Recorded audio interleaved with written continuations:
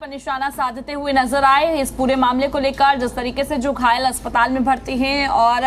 जो इस हादसे में जितने लोगों की मृत्यु हुई है, एम्बुलेंस को लेकर सरकार पर निशाना साधा और लगातार हम इस पूरे मामले को लेकर अपडेट आप तक पहुंचा रहे हैं। आखिर इस पूरे मामले में किसकी साजिश रही, किस तरीके से इस पूरी वारदात को अंजाम दिया गया। और वहीं देवेंद्र हमारे साथ लगातार इस खबर पर जुड़े हुए हैं तमाम अपडेट्स के साथ। देवेंद्र, देखिए जिस तरीके से हम फरीदाबाद की बात की जाए, मुजम्मिल गिरफ्तार की गई और उसके बाद सीधा जो है उमर वहां से फरार हो जाते हैं और उमर दिल्ली में पहुंचते हैं और तुरंत ब्लास्ट देखने को मिलता है। तो ये सारी चीजें आपस में इंटरकनेक्टेड हैं। जी देखिए, बिल्कुल मुजम्मिल इसी यूनिवर्सिटी में अल-फलाह इसी यूनिवर्सिटी में वो पढ़ाता था और जिस तरह से यहाँ जो दोनों तरफ उसने किराए पर मकान लिए हुए थे, दोहज में और एक फतेहपुर तगा में, तो दोनों ही जगह विस्फोटक बरामद हुए, हथियार बरामद हुए और निश्चित तौर पर कहा जा सकता है कि जो कड़ियाँ जुड़ी हैं, क्योंकि जो जिस तरह से लगातार चाहे उमर की बात हो, चाहे आदिल की बात हो, तमाम ऐसे नाम हैं जो कहीं ना कहीं मुजम्मिल से जुड़े हुए थे और यही कारण है कि मुजम्मिल जिस तरह से इस पूरी घटना को अंजाम देने वाला था, क्या करने वाला था, ये सबसे बड़ा सवाल है। क्योंकि इतनी बड़ी मात्रा में विस्फोटक को जमा करना और लगातार जिस तरह के सवाल उठ रहे हैं, क्योंकि सुरक्षा को लेकर भी, क्योंकि आखिरकार इतने बड़ी मात्रा में किस तरह से विस्फोटक यहाँ तक पहुँचा। और अब लगातार जांच एजेंसी इसी बात को लेकर जाँच कर रही हैं और पिछले 9 दिन से जिस तरह से पूछताछ जारी है और उस पूछताछ में यही निकल कर अब अलग अलग जगहों के जो अलग अलग ठिकानों पर जो चीज़ें निकल कर आ रही हैं, निश्चित तौर पर कहा जा सकता है कि आने वाले दिनों में इन चीज़ों से पर्दा हटता हुआ नजर आ गया। क्योंकि किस तरह के नापाक इरादे थे, किस तरह से मंसूबे थे कि कुछ बड़ी घटना को अंजाम दिया जाए और यही कारण है कि इतनी बड़ी मात्रा में यहाँ विस्फोटक का जमा करना। और अब धीरे धीरे चीज़ें जब निकल कर आ रही हैं, उन चीज़ों से पर्दा हट रहा है, तो अब उन तमाम ऐसे लोग जिनके इस नापाक इरादे में, इस मंसूबे में, मुजफ्फिल के मंसूबों के बीच में जो लोग जुड़े हुए थे, उनके अब कहीं ना कहीं गिरफ्त में वो आने लगे हैं और जांच एजेंसी लगातार अपनी जांच बढ़ा रही है। जी बिल्कुल देवेंद्र, आपने सही कहा। हमारे साथ ज्यादा बातचीत के लिए तानिया भी जुड़ी हुई है, सुबह से अपडेट दे रही है। तानिया, देखिए ये बताइए फिलहाल इस पूरे मामले में जांच कितनी आगे बढ़ी है? जी देखिए, जांच लगातार चल रही है। जैसे जैसे जांच आगे बढ़ रही है, नए तथ्य, नए सबूत सामने आ रहे हैं। जैसा कि अगर हम उनकी गाड़ी की बात करें तो कैसे कि उन्होंने यहाँ पर जब वो उसको दिल्ली उसका पहले उन्होंने पॉल्यूशन भी करवाया, कैसे फिर वो उसको पार्किंग में लेके बैठ रहे। तो जैसे जैसे जांच आगे बढ़ रही है, नए तथ्य, नए सबूत और सामने आ रहे हैं। दिल्ली पुलिस लगातार लगी हुई है, साथ में एनआईए जुड़ी हुई है जांच में, ऊपर से गृह मंत्री भी इन्वॉल्व हैं कि पूरी इन्वेस्टिगेशन में वो इन्वॉल्व हैं कि कैसे हो रही है, सब कुछ तरीके से हो पाए। तो सबने अपनी कमर कसी हुई है, लगातार जाँच करी जा रही है, इन्वेस्टिगेशन चल रहा है। स्पॉट पे हर जगह पुलिसकर्मियों की तैनाती हो रखी है, पूरी सेफ्टी और सिक्योरिटी बढ़ती जा रही है। जी बिल्कुल तानिया और देवेंद्र, देखिए अब इस पूरे मामले पर राजनीति भी गर्माती हुई नजर आ रही है। जिस तरीके से अभी सौरभ भारद्वाज जमकर सरकार पर निशाना साधते हुए नजर आए कि प्रधानमंत्री नरेंद्र मोदी देश से बाहर यात्रा पर हैं। जी देवेंद्र। देखिए, बिल्कुल जिस तरह की ये घटना थी, क्योंकि अब फिलहाल जिस तरह से दिल्ली में ब्लास्ट हुआ और उसके बाद सीधे तौर पर कहा जाए कि अब राजनीतिक गरमा रही है और आरोप प्रत्यारोप की राजनीति देखने को मिलेगी। क्योंकि आम आदमी पार्टी की तरफ से जिस तरह से आरोप लगाए गए हैं कि प्रधानमंत्री इतनी बड़ी घटना होने के बाद भी विदेश यात्रा पर निकल गए, तो एक बड़ा सवाल लगातार विपक्ष उठा रहा है। लेकिन फिलहाल अब ये सवाल उठाने का नहीं है, बल्कि जो घटना घटी है, जो पीड़ित हैं, जो इसमें जिन्होंने अपने लोगों को खोया है, तो उनके दुखों पर मरहम लगाने का समय है और एक साथ खड़े होकर देश पर जो ये आपदा आई है, जिस तरह की जो घटना घटी है, इस पर किस तरह से इसको जो दुश्मन है, जो जिन लोगों के नापाक इरादे थे, उनके मंसूबों को जिस तरह से देखा और अब इतनी बड़ी मात्रा में यहाँ से विस्फोटक बरामद होना, यानी कि कितनी बड़ी घटना को और अंजाम दिया जाना था। शायद ये आनन फानन में दिल्ली जिस तरह की घटना को अंजाम दिया गया, शायद ये आनन फानन में दिया गया, क्योंकि एक के बाद एक जब शिकंजा कसता जा रहा था, तो उस बीच शायद ऐसा हो सकता है कि इस घटना को अंजाम दिया गया हो और जांच एजेंसी को भटकाने की कोशिश की गई हो। लेकिन फिलहाल अब इस पूरे मामले को लेकर जिस तरह से एक के बाद एक जो गिरफ्तारी हुई है, जो बिल्कुल देवेंद्र, आपने जानकारी दी उसके लिए बहुत बहुत शुक्रिया। तानिया हमारे साथ लगातार जुड़ी हुई है। तानिया, देखिए मैं आपसे जानना चाहूंगी, आप लगातार ग्राउंड पर मौजूद है और उस पूरे मामले को लेकर करीबी से हमें जानकारी दे रही हैं और उसको देख रही है। देखिए जिस तरीके से अब अस्पताल को लेकर भी जानकारी सामने आ रही है, विपक्ष कह रहा है कि जो एम्बुलेंस है वे जनता को नहीं मुहैया करवाई जा रही है। मैं आपसे जानना चाहूंगी वहां पर व्यवस्थाएं कैसी हैं, क्या व्यवस्थाओं में खामियां देखने को मिल रही हैं? जी, जितना सुबह से हम लोग देख पा रहे हैं यहाँ पे हर तरीके की सुविधा का इंतज़ाम किया हुआ है, क्योंकि सिक्योरिटी पर्सनल यहाँ पर डिप्लॉयड हैं, सुरक्षा कर्मी खड़े हैं, दिल्ली पुलिस के जो कर्मी हैं वो यहाँ पे तैनात किए हुए हैं, सिक्योरिटी को लेकर इंतज़ाम पूरे हैं और लगातार हॉस्पिटल में एम्बुलेंस भी आ रही जा रही है। सुबह से कई बार हम देख चुके हैं कि लगातार एम्बुलेंस हॉस्पिटल में आ रही है जा रही है पेशेंट्स को लेकर, लेकिन विपक्ष जो सवाल उठा रहा है कि यहाँ पे कि लोगों को एम्बुलेंस नहीं मिली, तो इस तरीके के कंप्लेंट्स कुछ लोगों ने और भी कही थी। जो सुबह हम लोगों को यहाँ पे घायल व्यक्ति मिले थे जिनका अंदर इलाज चल रहा है, कुछ व्यक्ति ने उन्होंने भी कहा था कि उन्हें अभी तक ट्रीटमेंट पूरा नहीं मिला है। पर जैसा कि अभी कुछ देर पहले हम लोग सरकार में कुछ 1-2 मंत्रियों से भी मिले, तो हमें उन लोगों ने यही कहा है कि अरेंजमेंट्स का ध्यान रखा जा रहा है, पूरी तैयारी करी जा रही है, ऐसी कोशिश करी जा रही है कि लोगों को किसी भी तरीके की दिक्कत ना हो, उनको सुविधा दी जा सके। क्योंकि कल मुख्यमंत्री खुद आई थी, सबसे पहले गृह मंत्री पहुंचे थे, फिर मुख्यमंत्री पहुंची थी, फिर दिल्ली के गृह मंत्री आशीष सूद भी पहुंचे थे। तो लगातार तैयारियां चल रही है, लगातार वो लोग प्रयास कर रहे हैं कि लोगों को किसी तरीके की दिक्कत ना हो। और सुबह दिल्ली के उपराज्यपाल वी के सक्सेना जी भी यहाँ पर पहुंचे थे और साथ ही में मंत्री प्रवेश वर्मा भी। तो दिल्ली सरकार के सब लोग कोशिश कर रहे हैं कि जो लोगों को दिक्कत हो रही है, जो उनका कहना है कि उन्हें ट्रीटमेंट नहीं मिल रहा है, वो सब पूरा किया जा सके और उनको दिक्कत ना हो। लेकिन लगातार हम लोग हॉस्पिटल में देख रहे हैं सुरक्षा कर्मी भी आ रहे जा रहे हैं और साथ ही में एम्बुलेंस का भी आना जाना लगातार लगा हुआ है। तानिया, मैं आपसे अब इस पूरे मामले में समझना चाहूंगी किस तरीके से मुजम्मिल, अमर और साथ ही उमर, ये सभी चीजें जुड़ी हुई है, इसको लेकर आप हमारे दर्शकों को जानकारी दें।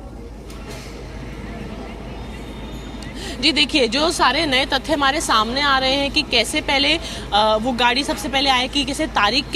के नाम पे थी जो पुलवामा अटैक में इन्वॉल्व था। फिर उसके बाद डॉक्टर उमर जो गाड़ी में मौजूद था, जैसा हमें सीसीटीवी फुटेज में दिखा कि वो 3 घंटे गाड़ी में बैठा रहा, फिर वो वहाँ पर मौजूद था, फिर वो बाहर लेकर आया, उसको 3 घंटे बाद पार्किंग से वहाँ पर अटैक ब्लास्ट हुआ। फिर उसके बाद अब जैसे कि दिल्ली पुलिस फरीदाबाद में भी लगातार तहकीकात कर रही है, क्योंकि कल सुबह वहाँ पर करीब 2900 किलो का विस्फोटक मिला था। तो सारे केस आपस में जुड़े हुए हैं, डॉट्स जुड़ते जा रहे हैं आपस में। तो उसी के केस में पुलिस ने वहाँ से कुछ लोगों को और भी उठाया है, लगातार पूछताछ चल रही है, पुलिस लगातार जाँच कर रही है और कोशिश कर रही है सारे सबूत जुटाने की, जिससे पूरा मामला क्लियर हो सके।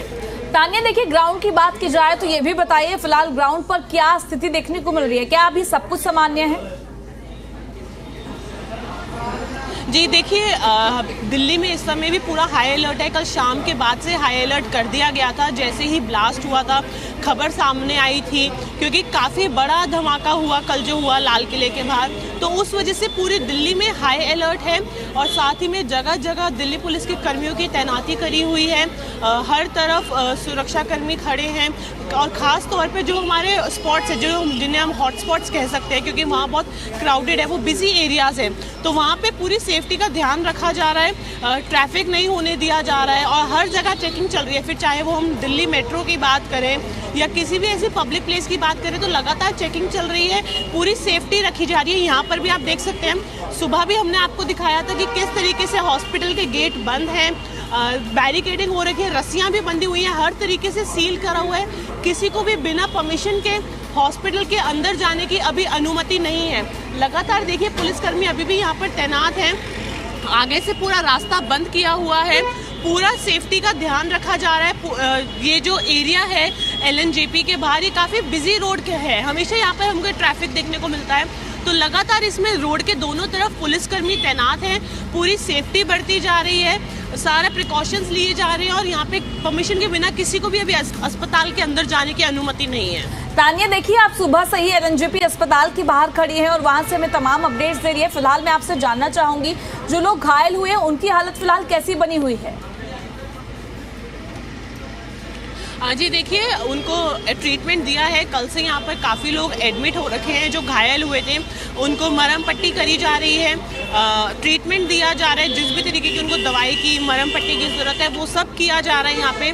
घायल सभी अंदर मौजूद है, तभी ये गेट भी बंद किया हुआ है कि यहीं पर उनका इलाज चल रहा है। तो अस्पताल की तरफ से और सरकार की तरफ से कोशिश की जा रही है कि किसी भी चीज़ की कमी ना हो और लोगों को जल्द से जल्द ट्रीटमेंट दिया जा सके, जो कल शाम से दिया जा रहा है ऑलरेडी, क्योंकि यहाँ पर मुख्यमंत्री भी उनसे मिलने पहुंची थी, उपराज्यपाल भी घायल लोगों से मिलके गए हैं, गृह मंत्री अमित शाह जी भी आए थे जो मिलकर गए हैं। तो लगातार प्रयास करा जा रहा है अथॉरिटीज़ द्वारा कि किसी चीज़ की कमी ना हो और लोगों को ट्रीटमेंट दिया जा सके, क्योंकि काफ़ी बड़ा हादसा हुआ कल शाम दिल्ली में, जब इतने बिजी एरिया में और ऐसे समय पे शाम के जब ज़्यादा से ज़्यादा लोग बाहर होते हैं और वो पूरा बाजार का एरिया है, तो काफ़ी बड़ा धमाका हुआ। और उसके बाद कोशिश करी जा रही है, प्रयास किया जा रहा है कि किसी चीज़ की कमी ना हो और लोगों को ट्रीटमेंट दिया जा सके। तानिया, देखिए जिस तरीके से इतना बड़ा धमाका हुआ, इस बारे में कोई जानकारी मिली है कि धमाके के अंदर किस किस चीज़ों का इस्तेमाल किया गया है? जी देखिए, फिलहाल अभी तक जो जानकारी है कि कुछ केमिकल उन्होंने इस्तेमाल करा, क्योंकि अभी तक सड़क पे किसी तरीके के गड्ढे नहीं मिले जो यूजुअली बॉम्ब ब्लास्ट के बाद हो जाते हैं। तो ऐसा अनुमान लगाया गया है अभी तक जितनी भी जांच हुई है कि जो उसमें डॉक्टर उमर गाड़ी में बैठकर आया था, उन्होंने उस स्ट्रैटेजी का इस्तेमाल किया, उन्होंने कुछ केमिकल का भी इस्तेमाल किया, क्योंकि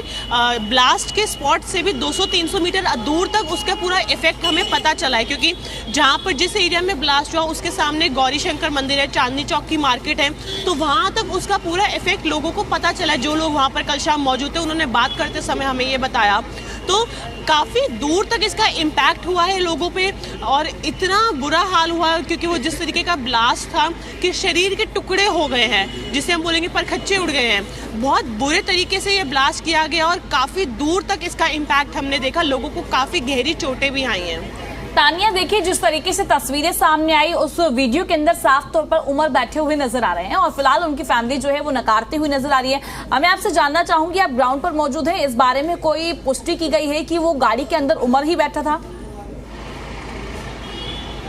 जी देखिए, फिलहाल जो फुटेज हमारे सामने आई, क्योंकि सीसीटीवी में हमने देखा कि गाड़ी कैसे पहले पार्किंग में लाई गई, उसको वहाँ पे वेट किया उसने, अब वो वेट कर रहा था या किसी से टच में था कि उसको कब बाहर आना है, या फिर कोई उसको इंस्ट्रक्शन दे रहा था, अभी तक ये सब तो हमें क्लियरली नहीं पता चला है। पर फुटेज जो हमने देखी है उसमें साफ तौर पे हमें ये ज़रूर दिखा है कि वहाँ पर वो गाड़ी आई, उसमें वो गाड़ी में बैठा हुआ था, क्योंकि उसका जो फोटो सामने आया उससे भी पुष्टि कराई गई है। तो उसमें तो हमें अभी तक जो फुटेज आई है उसमें तो यही दिख रहा है कि वो डॉक्टर उमर ही गाड़ी में था और फिर वो आए बाहर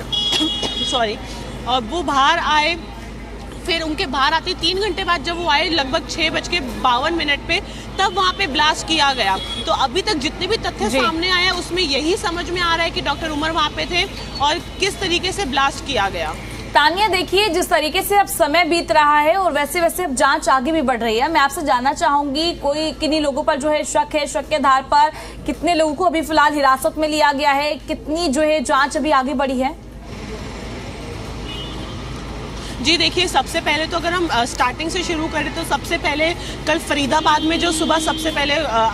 मिला विस्फोटक मिला था, वहाँ से भी पुलिस ने डिटेन करा था जो जम्मू कश्मीर के डॉक्टर्स थे वहाँ यूनिवर्सिटी में, उनसे भी पूछताछ चल रही थी। फिर अभी कुछ देर पहले हमें खबर मिली कि वहाँ से और करीब 10 तबलीगी जमात के लोगों को उठाया गया है जिनसे पूछताछ चल रही है। तो और साथ ही में जो डॉक्टर उमर और उनके साथ के और भी जो लोग जैसे जैसे पुलिस को मिलते जा रहे हैं, पुलिस लगातार लोगों को ले रही है, डिटेन कर रही है, उनसे पूछताछ लगातार चल रही है ताकि सारे के सारे डॉट्स कनेक्ट किए जा सके और